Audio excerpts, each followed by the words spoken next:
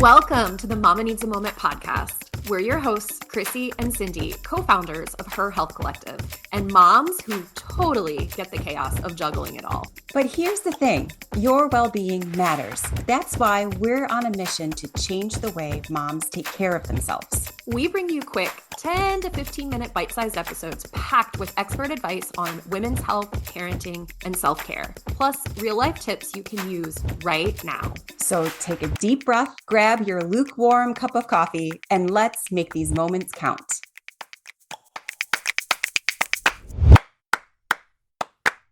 Thank you for being here today. We are very excited to welcome several of our Her expert providers to today's conversation.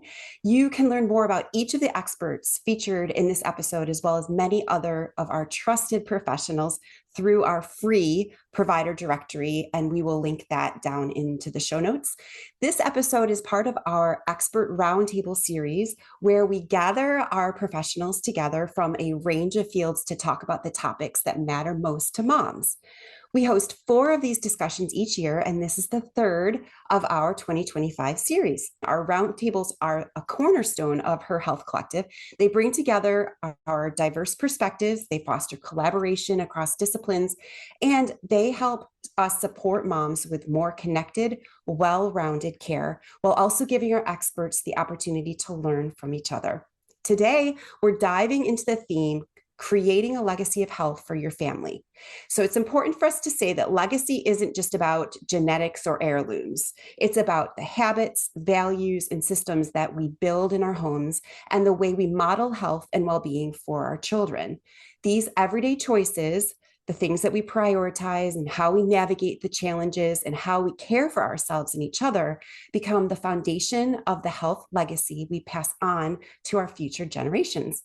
So before we begin, we'll invite each of our experts to introduce themselves and share their area of focus. I'm just going to go across my screen with the person I see first, and that is Dr. Nora. Hi, Dr. Nora. Can you get us started by introducing yourself, please? Of course. Thanks so much for having me. I am Dr. Nora Witten, owner of Functional Physio / Functional Pelvic Health. We are a physical therapy clinic. We treat pelvic floor conditions as well as orthopedics. And I'm super excited to chat a little bit more about taking care of yourself as a mom. That's great. Thank you so much. It's great to have you here. Sarah. Hey, everyone. I'm Sarah Parise. I'm the founder of Great Days by Sarah, and my whole mission in life is to get moms to carve out 2% of their day for their physical, mental, and emotional health so we can feel our best and therefore give our best to our loved ones and our families. It's always great to see you, Sarah. Thanks for being here. Hi, Marianne. Can you pop on, please? Sure. Hi, I'm Marianne Brenneman. I am the owner of Mindful Health and Harmony. I am a Family Life Coaching Association board certified expert. It's a mouthful. It means I work with tweens, teens, young adults, and parents. Perfect. You'll have a lot of perspective. Thank you. Hi, Veronica. Hi, good afternoon, everyone. I'm Veronica Kemeny, and I'm one of the founders of Anchor Perinatal Wellness, which is based in Raleigh and serving perinatal families across North Carolina with specialized mental health services during pregnancy, postpartum, birth, loss, everything along that spectrum. Thank you for having me. Thanks, Veronica. We're excited to hear your ideas on legacy of health. Anastasia. Hey, I'm Anastasia. I am a therapist and coach, and I work with families and moms just to help them create that life that's calm and less chaotic. That's fantastic. We're excited to hear what you have to say. Hi, Anna. Hi, I'm Anna Lutz. I'm a registered dietitian, a co-owner of Lutz and Alexander Nutrition Therapy. We specialize in eating disorders and pediatric nutrition. I also create Sunny Side Up Nutrition, which is a free resource to parents with recipes and non-diet parenting feeding advice. And I'm really excited to be here. Thank you. That's wonderful, Anna. You'll have a great perspective. Thanks so much. Hey, Nicole. Hi, everyone. My name is Nicole Bazinet. I'm an occupational therapist and owner of Be Well Baby, a infant specialty practice helping babies with infant feeding, movement and milestones, and torticollis treatment here in Raleigh. We're happy to have you. Thanks, Nicole. And Irene. Hey there, I'm Irene Googe, and I work as a sleep coach and postpartum doula with Loving Lesson Sleep Solutions, where I help parents get more sleep with the right strategies. I provide sleep coaching success programs for families with newborns to preschool age to really pinpoint those challenges and get to the root cause and help them become calm, confident, and rested in their parenting journey. Thanks, Irene. This is fantastic. We have a really great group of people here today. So thanks so much for your time. So, a legacy of health isn't only physical, it's also about raising emotionally strong, confident kids, which what parent doesn't want that? Daily routines, rituals, and parenting styles shape how children develop independence, confidence, and resilience. And these patterns become the foundation that they carry into adulthood. I'm going to turn this to Irene first. You've talked about shifting parenting styles in order to encourage independence and emotional regulation. What are some practical ways that parents can make that shift in daily life? Sure. So, first, I want to just take a moment to define what parenting styles are so people even know what we're talking about. And so, in general, there's this idea and research that was done where there's permissive parenting that has the idea of like, hey, let's be friends, and we're a little more passive. Or there's neglectful or uninvolved parenting where you're on your own, you have to figure things out. Or authoritarian, where it's because I said so, this is how we do it. And authoritative, which comes from this, let's talk about it, and problem solving. And there's a good chance, and I have a hunch, that a majority of people who are probably listening to this podcast tend to fall into that quadrant of let's talk about, let's problem solve. But one of the things when I think about our parenting styles is I'm thinking about what skills do I need to build as a parent to model for my kiddos as I'm showing up. And you asked about like, what is a practical way I can do this? And one of the things I share with families for sleep coaching is a lot of families want their little ones to sleep in their own crib, but they actually never had a chance to maybe practice it.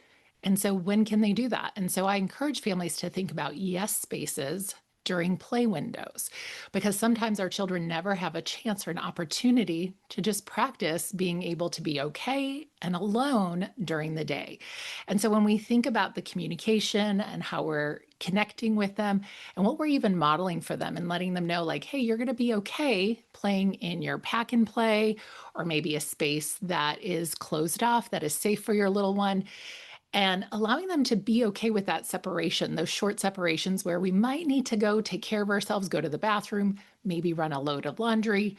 Like we've been talking about our health and wellness, maybe I need to work out. You're going to be here. I'm going to be right here. We're doing this together. And so I think that when we think about our parenting styles, depending on what we learned, like Anastasia was talking about from our parents, we're going to show up and do some of those things in what we're doing.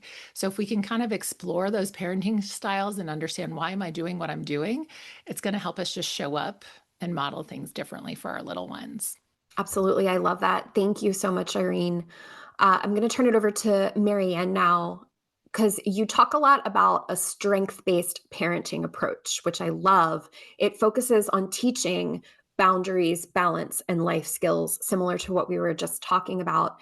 How do these tools help children grow confident through competence?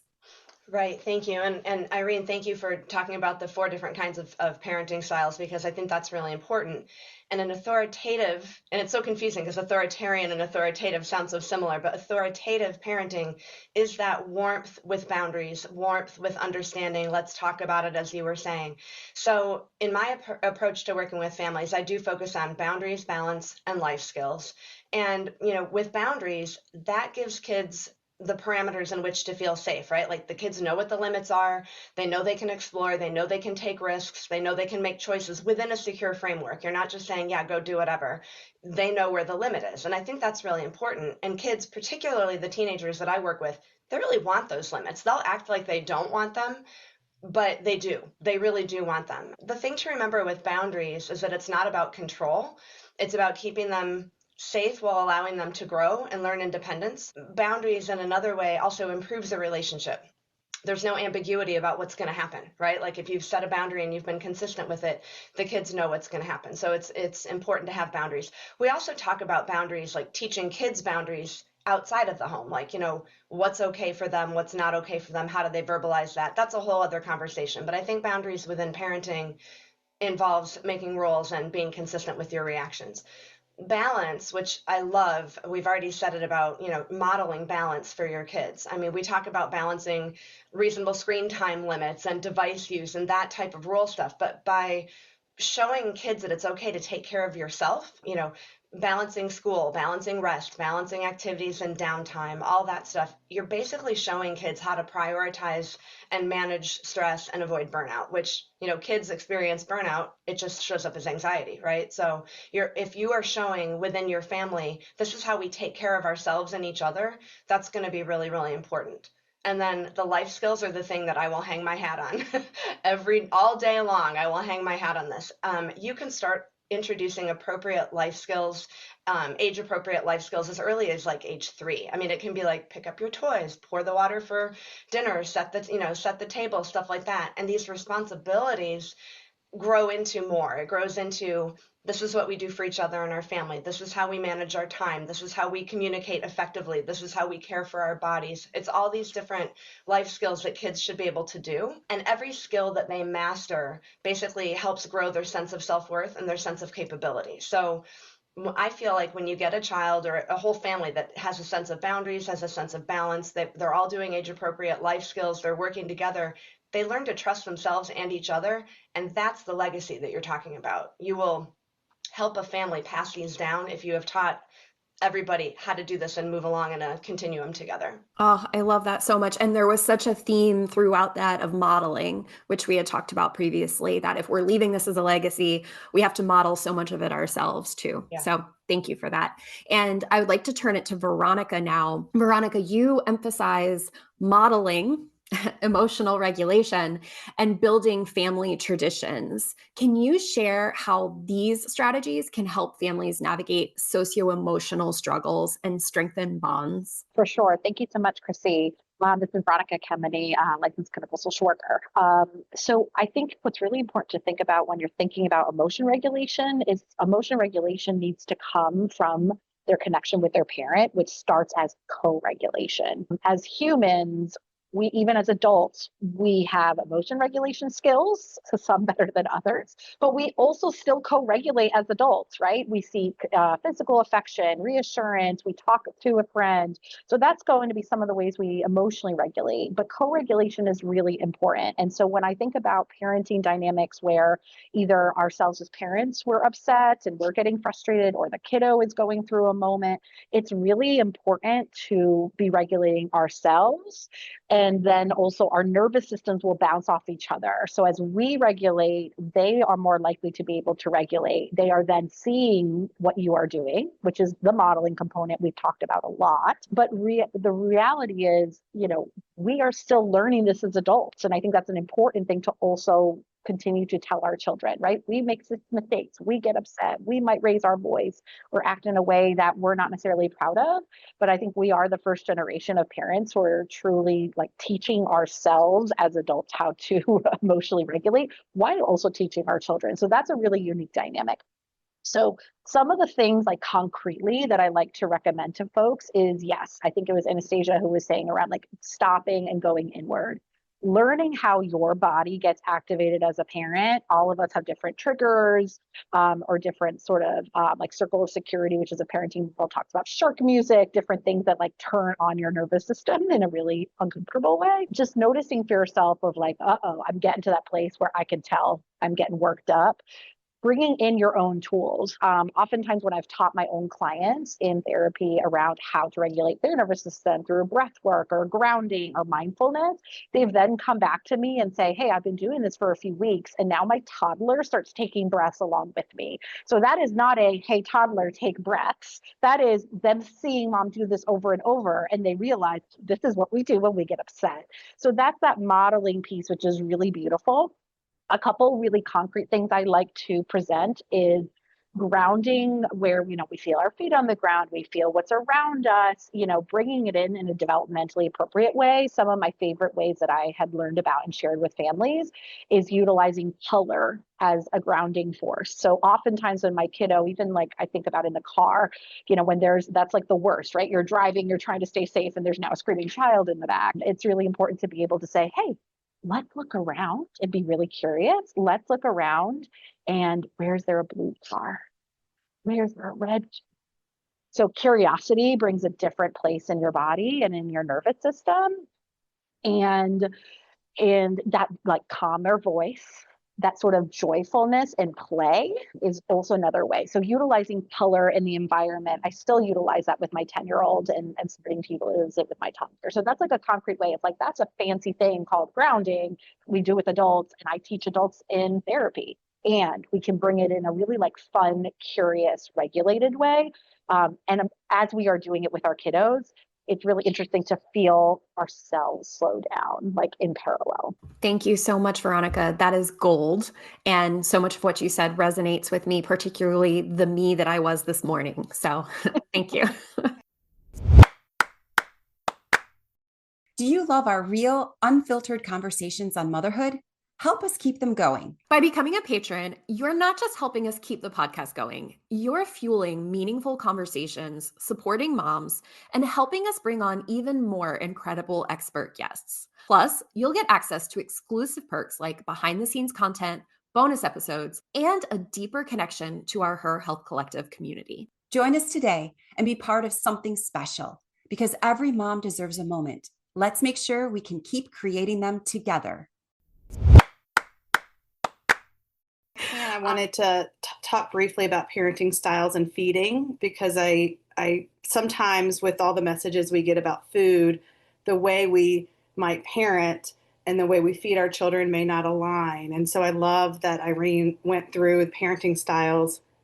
So many parents we work with are worried about picky eaters, or they might be worried that their child is gaining weight too quickly or not gaining weight quickly enough. And a lot of times we're going back to how can we feed in an authoritative way? So a permissive parenting style of feeding might be not having enough structure. So kind of letting a child decide what they're going to eat, maybe always feeding them something completely different than from the family. An authoritarian feeding style might be you have to eat your green beans and your chicken before you get more of this or to eat this.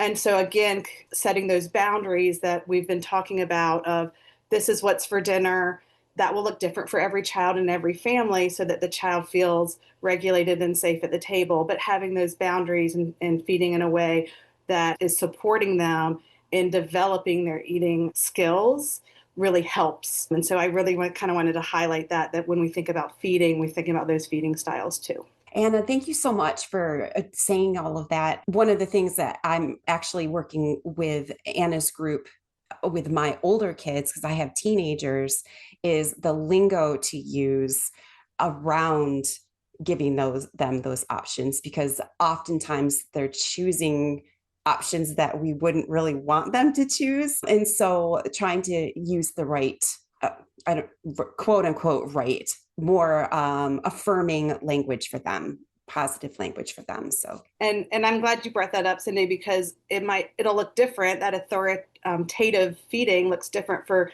2, 3, 4-year-olds than it does for teenagers, right? The structure and boundaries and support and scaffolding that we give teenagers around feeding looks really different because we're starting to give them more of that autonomy. So I'm really glad you mentioned that. Thanks, Anna. We're going to talk a little bit about movement and physical wellness. We touched on this a bit when we were in our section about parental self-care and growth, but we wanted to dig a little bit more into this physical wellness movement space. And I'm going to bring Nicole into the discussion right now. She focuses on early childhood development. So Nicole, how does movement or lack of movement impact infants and children? And what simple tips can parents use to build movement into their child's day? Thank you, Cindy. So I work primarily with infants and some toddlers. And as many have mentioned earlier, really focus on the importance of routines in the daily life. So I always say it's not adding more to your day, more like prescribed exercises, but actually just incorporating that movement into the things you're already doing during the day. So often parents with infants are told, oh, do tummy time. And they think it has to be like a certain number of minutes in a certain place in the house, and it's very focused. But you can incorporate tummy time by the way you carry the baby, holding them out on their tummy while you're walking around the house, because you're going to be holding your baby. You can put the baby on your bed while you're folding laundry, and they can have tummy time or free play time while you're doing the laundry. You can have different spots in your house where you can put baby down so that they are moving their bodies in a safe space, but you're also able to get some of your household chores done as well. Lots of moms love getting out of the house. Sunshine and fresh air is super important for mental health, great for sleep, and just getting fresh air for both mom and baby. So instead of keeping baby in the infant car seat where they are super contained, which is supposed to help them, keep them safe during a car accident, well, it really restricts their movement. So you could use the bassinet option of your stroller. You can put them in a wrap and carry them on your daily walks. So those are ways to increase movement for the baby. And also to note that the sensory system really plays a big part of movement development for babies. And then movement impacts their sensory system. So we look at vestibular sense, which many people haven't heard of, which is your sense of movement in space. So that is for when baby is walking with you in the stroller or you're carrying them, they're feeling that movement. Same with proprioceptive sense. That is your sense of where your body is in space. And so that is super important as babies learn to move and crawl and roll and walk. They will learn where their body is in space. So all of that is impacted by their ability to move. So those two systems really play a part together. So thinking of ways to incorporate movement throughout the day really will help babies with their motor development and their sensory development, which will just keep this constant cycle. Thanks, Nicole. It was really interesting to hear your perspective on the early childhood development and getting them moving and all of that. So thank you for providing that feedback. I'd like to also tie in as the children start to age, because I have, like, as I said, teenagers. My husband and I are very active. We move our bodies all the time. I was an athlete. My husband was as well. Our children, on the other hand, are not, which is very funny to us, but we have had to try to digest that. And so now I'd like to talk to Dr. Nora a little bit. We talked previously, Sarah had brought up doing family tag. I don't know if my teenagers would do that. So I was wondering if we could hear, perhaps you might have some more practical or low pressure ways that we can help to weave movement into busy family lives. I know you work with moms. I know you have a wide range of clients. So do you have any thoughts on that?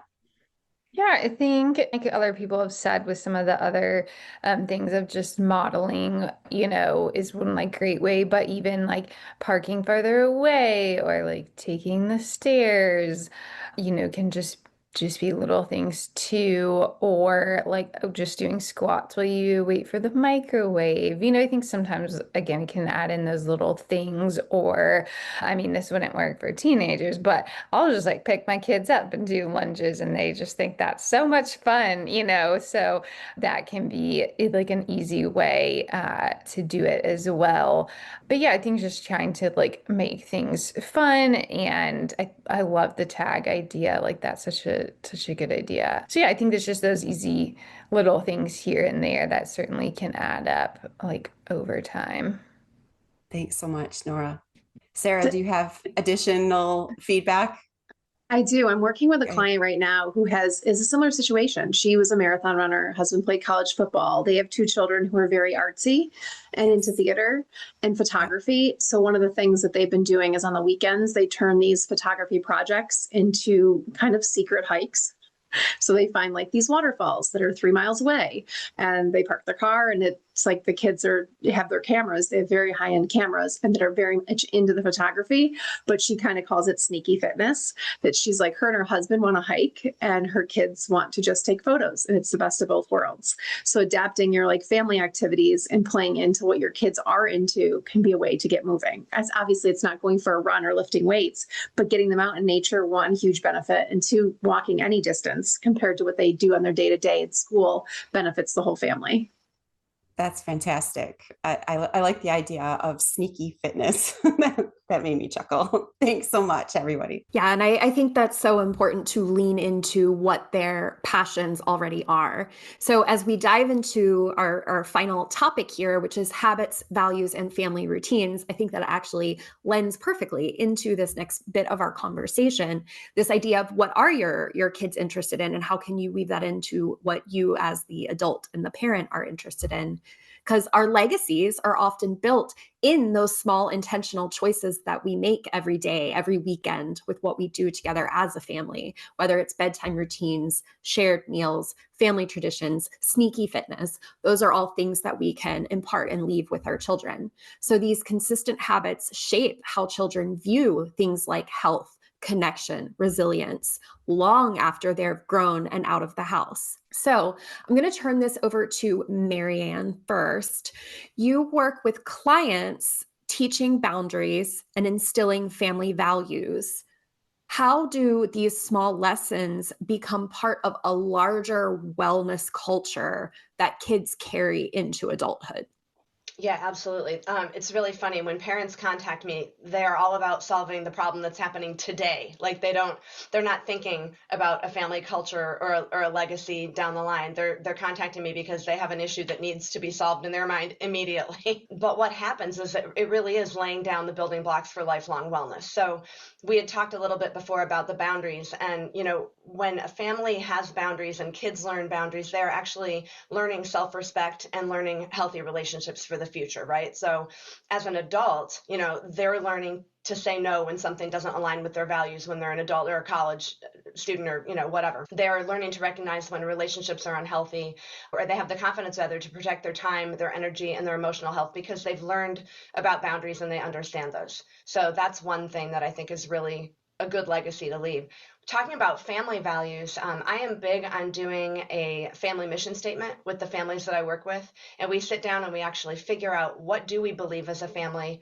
They talk about it, they come up with statements, and it's a long process, but it's really cool. What that does down the line is it means they have an internal compass, right? So if the values that are taught at home are including like kindness and generosity and gratitude and responsibility, those just become the inner compass that a kid uses, and that child will use it to navigate school, to navigate friendships, and eventually careers, right? Because it's internal. So as an adult, they're going to make decisions that are rooted in integrity because they know who they are. They're going to feel anchored in who they are and resist outside pressure when somebody comes to them and wants them to do something that doesn't, again, align with their values.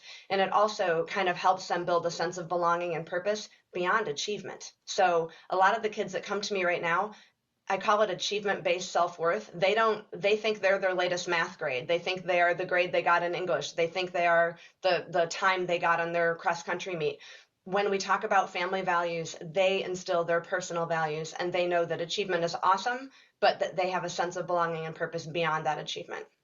So that's that. And then talking about balance and life skills, those things will teach kids when they become adults how to balance relationships and work and self-care, and just how to feel confident in daily living.